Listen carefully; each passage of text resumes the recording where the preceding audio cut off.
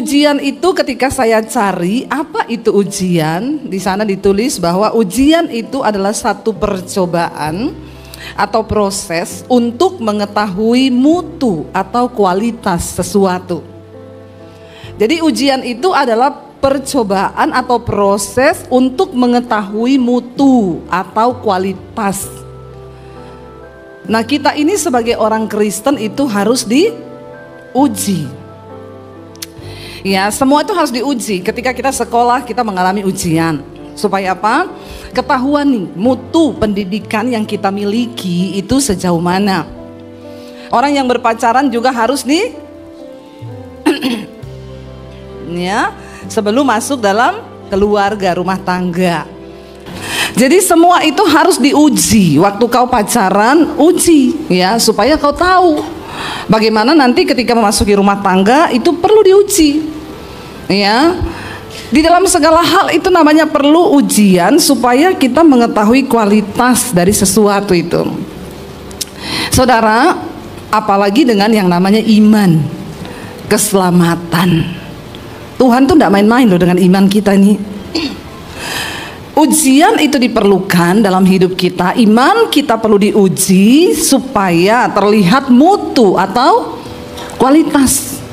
Karena untuk menerima janji Tuhan, untuk menerima segala sesuatu itu ya memang tidak semua orang Kristen bisa mendapatkan janji Tuhan. Hanya mereka yang sudah melewati ujian, yang sudah lulus ujian. Karena banyak orang diuji tapi tidak lulus. Ya, makanya engkau harus fokus sama Tuhan supaya kau tidak salah pilih jalan. Banyak orang salah pilih jurusan dalam hidup ini. Saya dulu salah pilih jurusan.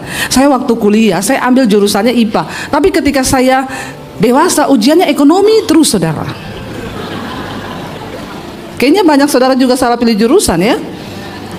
Ya, dulu pernah perasaan saya bilang saya dulu ambil jurusannya IPA, kenapa ujian hidupnya ekonomi terus? Ya, itu berarti salah jurusan. Tapi Tuhan tidak pernah salah di dalam menguji kita. Kita mau samakan dulu KBBI sama Alkitab itu sama enggak definisi tentang ujiannya? Ya, untuk menentukan kemurnian kualitas sesuatu. Nah, kita lihat yuk, 1 Petrus pasal yang pertama ayat 5 sampai ayat yang ke-7. Kita boleh mencomot apapun ya, yang tentunya benar dan sesuai dengan firman Tuhan ya, karena tolak ukurnya itu firman. 1 Petrus pasal yang pertama ayat yang ke-5 sampai ayatnya yang ke-7.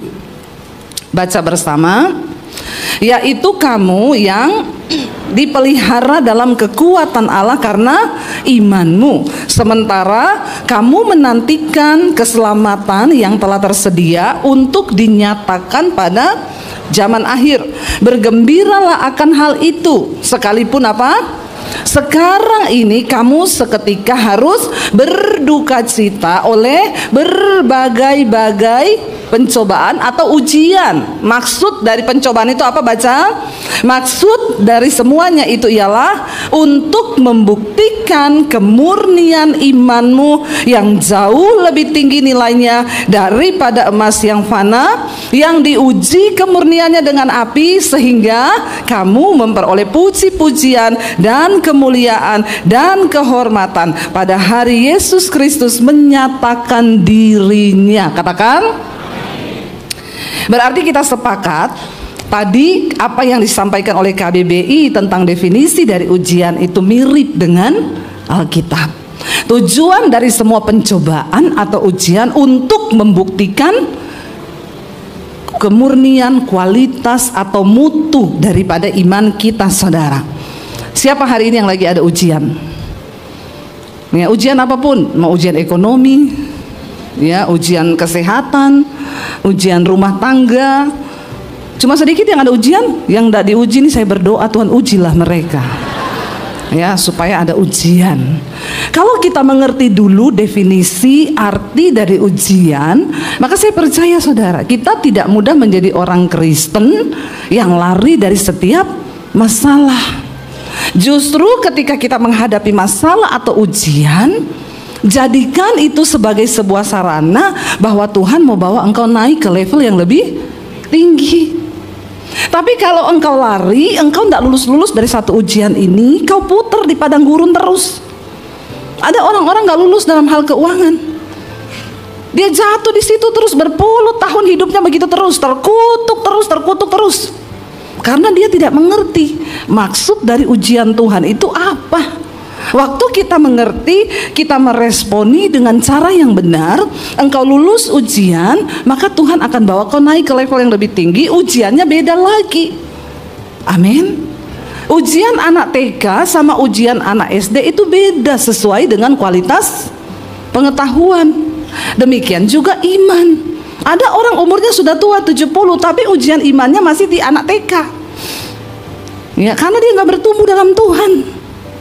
Tapi ada orang yang sebaliknya, dia baru kemarin jadi Kristen, tapi diizinkan Tuhan mengalami ujian yang begitu rumit, ujiannya anak kuliah. Tapi dia lulus dan dia menang. Ingat satu hal, Alkitab berkata Tuhan tidak pernah membiarkan engkau dicobai melampaui batas kekuatanmu, karena Tuhan yang paling tahu batas dan kualitas kita ini masing-masing. Jadi tidak usah banyak protes. Dilarang protes. Waktu diproses jangan protes. Mari kita lihat bagaimana supaya kita bisa menang di dalam setiap ujian hidup iman kita. Ayo saudara, ini udah tahun 2025. Jangan lagi kau berputar-putar terus di padang gurun seperti di tahun 2024. Tuhan sudah mau datang. Saudara mau kan menikmati janji Tuhan kan? Saya mau tanya, janji Tuhan itu berubah enggak? Enggak. Perkataan Tuhan itu berubah enggak? Enggak. Dia Tuhan yang tidak pernah ingkar janji. Kalau dia berkata dia menyertai hidupmu, dia mencukupi kebutuhanmu, itu ya dan amin. Dan itu bisa dia kerjakan, dia lakukan. Cuma seringkali kenapa kita tidak mengalami? Karena kau belum lulus ujian. Ya, dulu kita kalau ujian di SMA atau SMP ada ujian Epanas, ditulis di papan besar kan, harap tenang ada. Jadi kalau lagi ada ujian, harap nggak usah banyak ngomong, jangan berisik, nggak usah ribut, ya, harap tenang ada ujian. Itu Alkitabiah, karena firman Tuhan berkata di dalam tinggal tenang terletak kekuatan. Waktu hadapi ujian jangan buru-buru cari jalan keluar. Itu kita. Waktu ada masalah langsung pengen ini, siapa yang bisa tolong, nggak pernah lulus kau. Waktu ada ujian nomor 1 tenang. Kalau ada orang mau gitu, harap tenang. Ada, bilang kanan kirimu, harap tenang. Lagi ada ujian. Supaya kita lulus, jangan berisik. Kita mau belajar dari satu tokoh di Alkitab.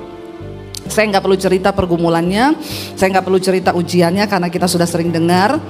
Dia mengalami ujian yang bertubi-tubi dalam waktu satu waktu yang bersamaan. Dia mengalami ujian keuangan, harga diri direndahkan, anak hilang, istri hilang, semuanya hilang. Siapa namanya? Ayub, bukan Bambang. Ayub. Saya tidak perlu cerita karena semua saudara tentu sudah tahu kisahnya. Nanti pulang coba baca kitab Ayub dari pasal yang pertama. Supaya saudara jangan alay lebay kau pikir masalahmu paling berat. Ternyata masih ada yang lebih berat. Dan dia berhasil keluar sebagai pemenang, mengalami janji Tuhan, dipulihkan 2 kali lipat. Apa yang hilang Tuhan kembalikan semua, bahkan 2 kali lipat. Tapi ada rahasia dia mengalami kemenangan. Saya pengen kita tiru supaya kita juga. Jadi Alkitab ini ditulis supaya kita nih belajar. Perjanjian lama ditulis supaya kita belajar dari tokoh-tokoh di Alkitab. Bagaimana sih dia bisa menang dulu? Buka bersama Ayub pasal 23. Kita mulai baca dari ayat yang ke-10. Ini kunci daripada kemenangan Ayub menghadapi semua persoalan. Ayub 23 ayat yang ke-10 mulai, dia berkata begini saudara, baca bersama. Karena ia tahu jalan hidupku, seandainya ia menguji aku akan timbul seperti emas. Nomor satu, ketika kita diuji, percayalah bahwa Tuhan mengetahui jalan hidup kita. Waktu engkau mengalami persoalan dan tantangan, tidak usah bertanya, Tuhan kenapa, Tuhan kenapa, Tuhan kenapa, kenapa. Harap tenang, ada ujian. Apapun persoalan yang sedang engkau hadapi hari ini, percayalah yang pertama, Tuhan tahu jalan hidupmu. Katakan, karena Tuhan Maha Tahu, makanya kau jangan sok. Bilang kanan kirimu, nggak usah sok tahu. Tuh anak kecil pinter itu, nggak usah sok tahu. Bener itu, bener, saya setuju itu. Tekanannya harus begitu, nggak usah sok tahu. Karena Tuhan Maha Tahu. Kenapa kita nggak boleh protes? Tuhan itu Maha Tahu. Kau belum lihat ujungnya. Percaya saja bahwa Tuhan Maha Tahu. Saya waktu mendengar kesaksian dari Bu Serly, ya saudara, Bu Serly itu gubernur terpilih Maluku Utara. Istrinya Pak Beni Laos yang tadinya harusnya calon gubernur tapi meninggal, kapalnya meledak. Dia cerita ketika kapal itu meledak, dia terlempar, ya, lalu ternyata kakinya ini mengalami luka bakar yang cukup serius dari telapak kaki sampai di paha. Itu semua melepuh, ya, terkelupas dagingnya. Dia kesakitan, lalu dia diselamatkan, dibawa naik, tapi Pak Beninya belum ketemu. Waktu dia dibawa ke puskesmas, dia bilang, itu Bu, di situ tidak ada obat anti sakit, tidak ada obat apapun. Dia itu pingsan berkali-kali karena tidak kuat menahan rasa sakit. Ya, saudara belum pernah mengalami begitu tuh? Bilang, ndak usah alay lebay. Saya waktu dengar itu, merinding. Bu, saya pingsan berkali-kali karena ndak kuat nahan sakit. Begitu sadar dia langsung tanya, suamiku mana? Belum ketemu Bu. Tiap kali sadar, suamiku mana? Belum ketemu Bu. Ya, itu istri-istri itu. Walaupun pingsan tetap ingat suami. Kadang suami itu biar sehat tidak ingat istri. Ini curhatnya ibu-ibu. Saya mewakili ibu-ibu. Ya. Tapi bapak-bapak di sini semuanya baik. Tidak ada yang mencuekin istri, insya Allah. Ya bapak-bapak ya. Lalu dia setiap sadar tanya suaminya. Akhirnya setelah yang keberapa kali sadar, dia tanya suaminya, dibilang, sudah Bu, bapak sudah ada di ruangan sebelah. Karena dia lihat ini ke orang yang menjawab ini, gimana kabar bapak? Katanya, baik Bu. Dia turun dari tempat tidur saudara dengan keadaan kaki yang terkelupas, melepuh semuanya. Dia turun, tidak pakai alas kaki, dia jalan ke ruangan sebelah pengen lihat suami. Lalu dia lihat suaminya tergeletak, ya, dengan napas yang tidak tinggal satu-satu. Di situ tidak ada oksigen, tidak ada apa. Jadi dibantunya bernapas cuma pakai tangan. Didorong terus begini perutnya. Dia bilang, disitulah saya berdoa dengan seluruh kekuatan iman yang saya punya Bu. Ya, kita mungkin pernah merasa ada saat-saat di mana kita berdoa dengan seluruh kekuatan iman yang kita punya. Dia berteriak, Tuhan selamatkan suamiku Tuhan. Tapi ternyata Tuhan berkehendak lain dan suaminya meninggal. Dan di situ dia bilang, Bu, waktu saya lihat suami saya meninggal, Bu, rasanya tuh gelap. Seluruh di depan saya ini sudah gelap. Saya tidak bisa melihat masa depan saya tidak bisa membayangkan wajah anak-anak saya sudah tidak tahu apa yang harus saya lakukan. Karena selama ini dia ya hanya menjadi istri yang baik.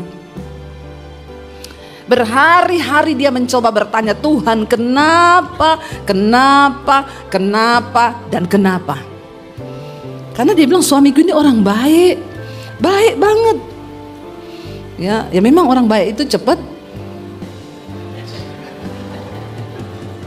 Tapi jangan bilang ini, kalau gitu saya nggak mau jadi orang baik biar lama matinya. Maaf ya saudara, mati itu juga anugerah loh.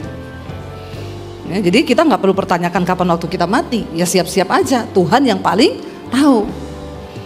Tapi jangan mati di diskotik, ya terbakar lagi. Ya gara-gara alasan sama istri lembur, ternyata dugem. Ingat loh saudara, kalau engkau mau pergi kemanapun, ingat engkau tidak pernah tahu, siapa tahu itu menjadi tempat matimu. Ya, Tolong renungkan baik-baik perkataan saya. Teman saya suaminya meninggal di bandara, lagi tunggu bagasi. Jangan pikir semua orang akan mati di tempat tidur. Kita nggak pernah tahu tempat mati kita di mana. Makanya hindari tempat-tempat dugem, tempat-tempat maksiat. Amin. Ya, supaya kau jangan mati di sana. Orang kalau mati tempat begitu kan lagi nggak ingat Tuhan. Jujur aja kita bicara. Ya lagi ngapain di sana? Lagi mengikuti keinginan daging, dugem, dunia gemetar. Ya, hati-hati. Ya, nanti khotbah saya ini dipotong. Ini pendeta tukang menghakimi. Bokben. Jemaat itu perlu diingatkan supaya bertobat. Saya nggak peduli orang mau bilang khotbah saya menghakimi, khotbah saya ini udah diingetin aja pada nggak tobat-tobat. Apalagi kalau nggak diingetin, bener nggak? Kita nggak pernah tahu tempat mati kita di mana. Siapa tahu itu hari terakhirmu, ya. Makanya banyaklah di tempat ibadah, amin. Lagi mati di gereja kan enak toh. Lagi hatinya tertuju sama Tuhan, lagi berdoa mati, itu auto langsung jalan tol ke surga. Amin. Mati di mana? Di tempat pijet. Hati bapak-bapak, ya hindari. Sudahlah, udah mau kiamat. Saya juga bingung hari-hari ini orang Kristen udah dengar berita mau kiamat, sudah banyak berita-berita yang menakutkan, tetap aja yang dugem tetap dugem, yang maksiat tetap maksiat. Kenapa nggak tobat-tobat sih? Jangan sampai hari Tuhan itu jatuh ke atasmu seperti jerat. Hari Tuhan bisa bicara kematian buat kita. Ya, jadi Bu Sherly berdoa, Tuhan suamiku ini orang baik, Tuhan orang baik. Tapi Tuhan bilang mati. Nah, berhari-hari dia bertanya, kenapa Tuhan, kenapa Tuhan, kenapa? Ya memang kita kadang ngomong, kenapa enggak diambil tuh Bapak Sanin tukang selingkuh itu ya? Kenapa orang bilang orang baik itu cepat mati? Karena Alkitab berkata Tuhan itu tidak berkenan pada kematian orang fasik, tapi pada pertobatannya. Sebenarnya orang itu kalau jahat dikasih waktu Tuhan terus bertobat. Tapi nek enggak tobat-tobat, ya wis lah murka Tuhan yang turun. Binasa sudah, neraka. Lalu ketika dia bertanya berhari-hari, saudara, bahkan berminggu-minggu tidak terjawab. Sampai satu kali dia bilang Tuhan bicara di hatinya begini, lebih baik kamu tidak mengerti tapi tetap percaya. Lebih baik kamu tidak mengerti daripada tidak percaya. Kita gak bisa pegang kendali atas hidup kita di dunia ini. Tuhan yang pegang kendali. Ada orang yang bertanya sama saya, Bu, anak saya satu-satunya perempuan meninggal, Bu. Kenapa, Bu? Tuhan, Bu, stop bertanya seperti itu. Yang pertama, Tuhan yang paling tahu. Tuhan yang paling tahu. Yang saya tahu satu-satunya Alkitab berkata, berbahagialah orang-orang yang mati sejak hari ini di dalam Tuhan, bukan di luar Tuhan ya. Yang di luar Tuhan tuh tidak bahagia pasti. Berbahagialah orang-orang yang mati sejak hari ini di dalam Tuhan, sebab mereka sudah beristirahat dari jerih lelah mereka. Mereka tidak akan mengalami lagi akhir zaman. Mereka nggak akan alami masa antikris. Jadi dia mendapat hiburan. Oh gitu ya Bu, terima kasih ya Bu. Iya, kalau lihat keadaan zaman sekarang kayak begini, pengennya cepat-cepat pulang ya ke rumah Bapa. Dia bilang, di situ saya tidak mengerti apa yang Tuhan buat. Makanya ndak usah bertanya ketika engkau mengalami sesuatu. Ayub bilang, dia tahu jalan hidupku. Seandainya dia menguji aku, maka aku akan timbul seperti emas. Tuhan tahu. Hari ini kalau engkau mengalami ujian, ya cari tahu sendiri di dalam hidupmu. Apa yang Tuhan mau dari hidupku inilah. Apakah aku ini suruh bertobat? Kalau aku ada salah, ya berarti aku harus bertobat. Kalau kau terus menerus ada dalam masalah keuangan, ya bertobatlah dalam caramu mengelola uang. Amin. Jangan boros. Mulai hemat. Atur keuanganmu. Jangan pinjem-pinjem. Jangan utang-utang. Jangan gali lubang tutup lubang. Itu lagu dangdut. Ya, ayo belajar, sebab dalam setiap ujian, ingat, ujian itu adalah pencobaan yang bertujuan untuk membuktikan mutu atau kualitas. Lalu yang kedua, Ayub itu bilang begini saudara, ayo, jadi ketika kita menghadapi masalah, punyalah satu tekad di hati, Tuhan aku tahu engkau maha tahu, Dan satu hal yang aku mau komitmen dengan diriku, kalau Tuhan sedang uji aku mau keluar sebagai pemenang, seperti emas yang dimurnikan. Itu bagianku Tuhan, beri aku kekuatan. Itu saja. Ya, itu saja, tidak usah banyak tanya, tidak usah banyak protes. Karena kita ini siapa mau protes Tuhan? Yang kedua, untuk kita bisa menang menghadapi ujian, Ayub tuh bilang begini, ayat yang berikutnya, ayat 11. Baca bersama. Kakiku tetap mengikuti jejaknya, aku menuruti jalannya dan tidak menyimpang. Waktu kita lagi diuji, jangan belok kanan, belok kiri. Justru ketika sedang mengalami ujian iman, tetapkan hati untuk lebih lagi mengenal jejak atau jalan Tuhan itu. Jangan cari jalan pintas, jangan bikin jalan baru. Ya, karena kau tidak tahu jalan tanpa Tuhan. Ya, jangan andalkan hanya Google Map untuk kehidupanmu, karena Google Map juga bisa hilang sinyal. Ayo andalkan Tuhan, saudara. Ketika Abraham dipanggil Tuhan, tinggalkan negeri, keluargamu, sanak istrimu, tinggalkan orang tuamu, mertuamu, tinggalkan semuanya dan berjalanlah ke satu negeri yang akan aku tunjukkan kepadamu. Pada zaman itu belum ada peta. Pada zaman itu belum ada Google Map. Jadi Abraham itu berjalan pakai apa? Pakai iman. Kalau ada Google Map kan enak kan, 500 meter belok kanan, 300 meter belok kiri, di depan ada jalan bercabang, tetap di kiri di jalan bercabang. Saya dulu waktu baru belajar pakai Google Map, saya nyetir, waktu itu suami pelayanan sendiri, saya pelayanan sendiri. Saya pakai Google Map, saya nggak lihat Google Map, saya taruh aja di samping kursi saya cuma dengar suaranya, saya kencengin. Belok kiri, saya belok kiri. Belok kanan, saya belok kanan. Saya tembus di belakang dapurnya orang. Ada cucian, ada panci, ada belanga. Ini di mana? Mobil saya masuk di situ, di sebelah got. Saya tanya, Mbak, ini jalan tembus, Ibu kenapa masuk ke sini? Ibu, tidak ada mobil masuk sini. Saya tanya, saya telepon suami saya, ini kok Google Map bagaimana ya? Kenapa dia bawa saya ke sini? Suami saya bilang, coba kamu lihat setelanmu tuh di situ apa? Saya lihat setelannya buat orang naik motor. Itu loh, sebenarnya Google Map-nya bener, yang salah itu saya, karena saya belum tahu cara makainya. Ya buat naik motor bisa tembus. Jadi saya tanya, Bu, saya putar balik bisa nggak? Nggak bisa, Bu. Ya Ibu terus aja. Ya ada, tapi dengan pergumulan, Bu. Jadi saya terus pelan-pelan lewati kandang ayam orang, lewati kebun, dan semua orang menatap saya dengan aneh gini. Ih, kenapa ini mobil ini? Ya saya sih tetap tembus. Yang pertama, waktunya jadi panjang, tidak seperti kalau saya lewat jalan mobil. Yang kedua, dimaki-maki orang, saya lewat dapur-dapurnya orang, saudara.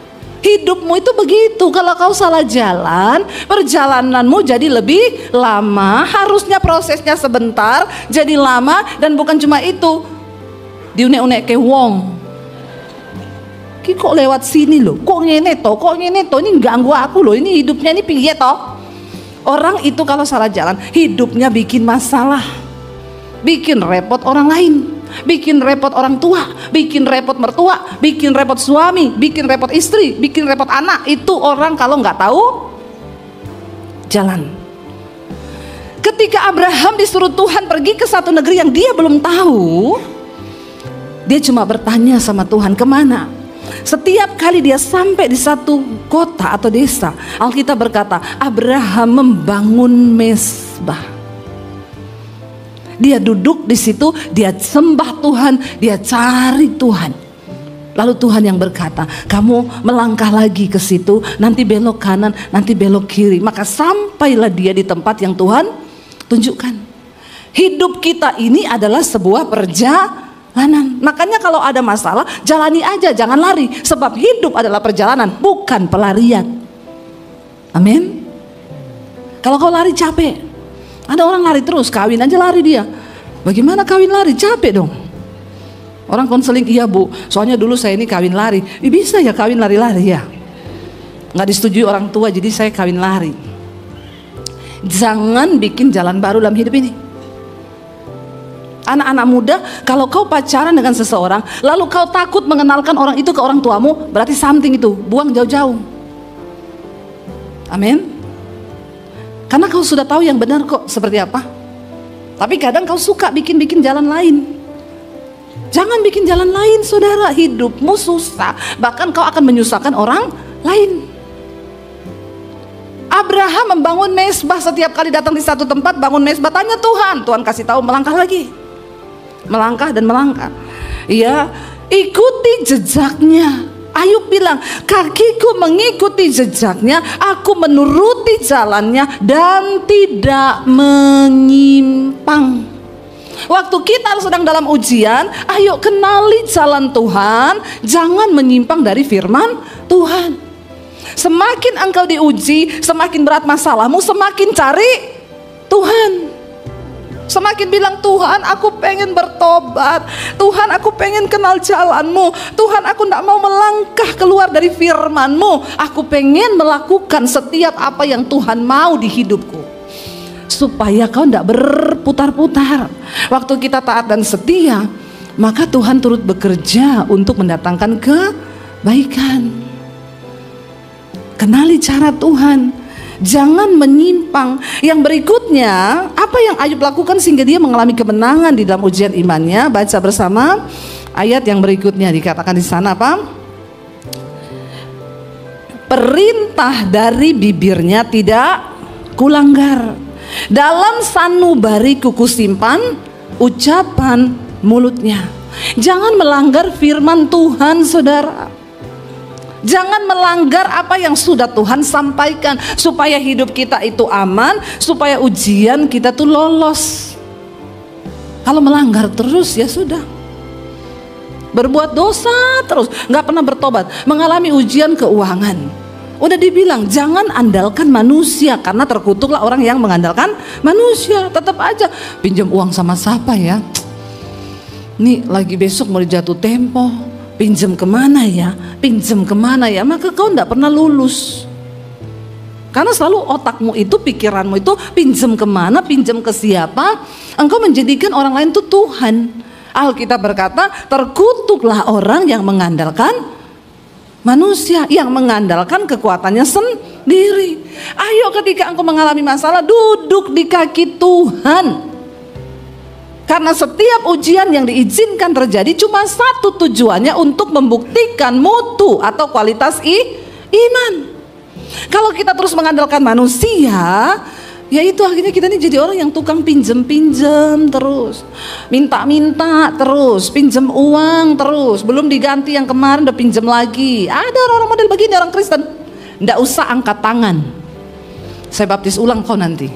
Saya rendam 20 menit supaya buka mata langsung di rumah Bapa di sorga. Ada saudara, saya dulu punya tetangga begitu, pakai surat. Bu, mau antar surat. Dari siapa? Dari saya. Kenapa pakai surat-suratan ya? Kan kamu bisa langsung ngomong, nanti ibu baca, saya pulang dulu ya. Dia pulang, saya baca, Ibu Debbie maaf, saya mau pinjam uang 500.000 untuk beli obat.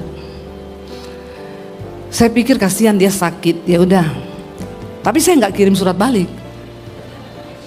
Ya, saya datangi ke rumahnya. Oh Bu, saya sudah baca suratnya. Terus Bu gimana? Saya berbunga-bunga membaca surat ibu, pinjam uang 500.000, pakai kirim surat.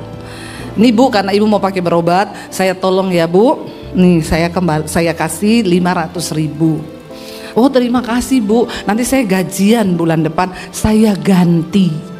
Alkitab bilang kan kalau kita sudah beri jangan harap ganti. Tapi saya tidak ngomong gitu sama dia, supaya kasih dia juga belajar bertanggung jawab. Dalam hati saya dia ganti, puji Tuhan. Ya nanti kalau dia ganti tak kasih lagi ke dia. Saya cuma mau uji orangnya. Begitu waktunya ganti, datang ke rumah lagi, Bu, ya mau kasih surat.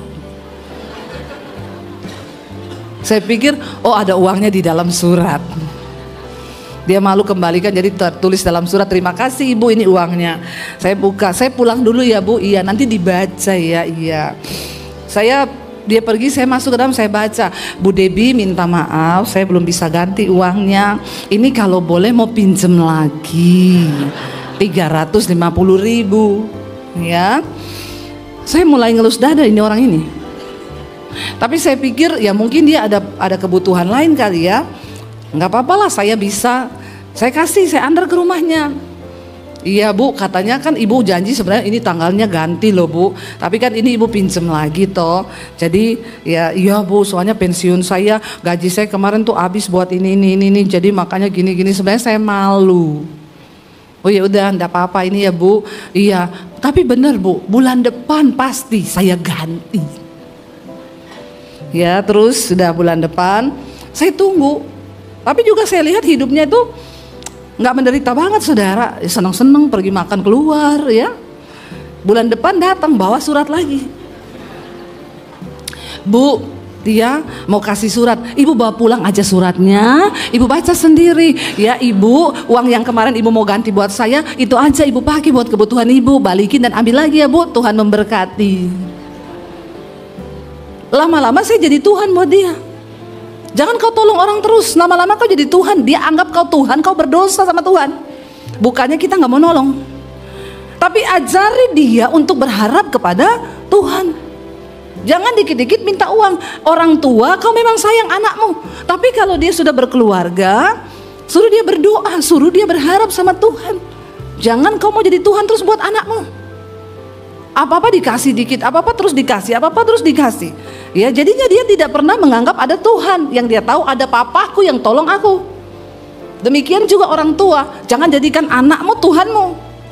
Dikit-dikit minta sama anak, dikit-dikit minta sama anak.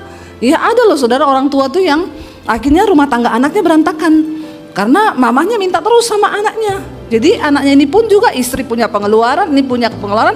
Akhirnya itulah orang kalau hidupnya nggak tahu jalan Tuhan, bikin masalah. Orang-orang begini pasti nggak sungguh-sungguh hidup mengandalkan Tuhan. Saya bukan nggak pernah mengalami masalah keuangan. Dulu kami masalah keuangan terus. Kan saya pernah cerita sampai dikejar debt collector. Tapi saya dan suami berprinsip tidak boleh pinjam uang, nggak boleh minta uang sama keluarga, sama mertua, sama siapapun. Kita berdua belajar mengandalkan Tuhan. Hari ini kami diberkati luar biasa, itu karena kami belajar mengandalkan Tuhan. Dan Alkitab berkata, diberkatilah orang yang mengandalkan Tuhan, tapi terkutuklah orang yang mengandalkan manusia. Ini firman ditulis, kalau kau lakukan berkhasiat luar biasa. Tapi sayang banyak orang Kristen tidak mau mengenal perintah Tuhan, tidak mau mengenal jalan Tuhan, gak mau simpan firman di hatinya. Ayat ini berkata, Ayub bilang, perintah dari bibirnya, firman yang keluar dari mulut Tuhan tidak kulanggar, bahkan aku simpan setiap ucapan Tuhan dalam hati dan sanubariku. Di hatimu ada apa hari ini? Apakah ada firman Tuhan di hatimu? Sehingga ketika kita mau melangkah, firman itu yang menegur, firman itu yang mengajar. Ayo saudara, lakukan firman.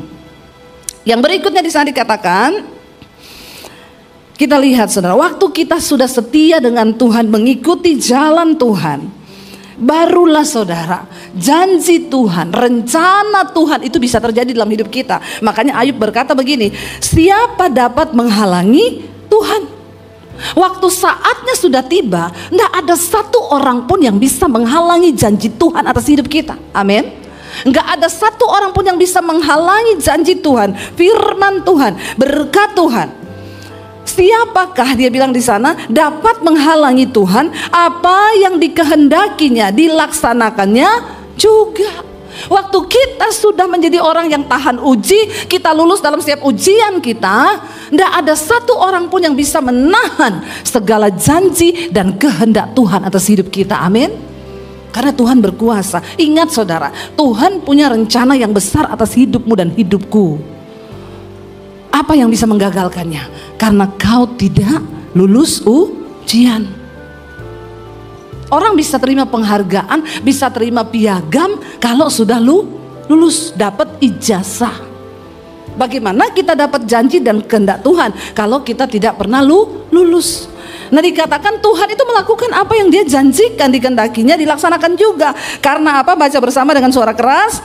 Karena Ia akan menyelesaikan apa yang ditetapkan atasku, dan banyak lagi hal yang serupa itu dimaksudkannya.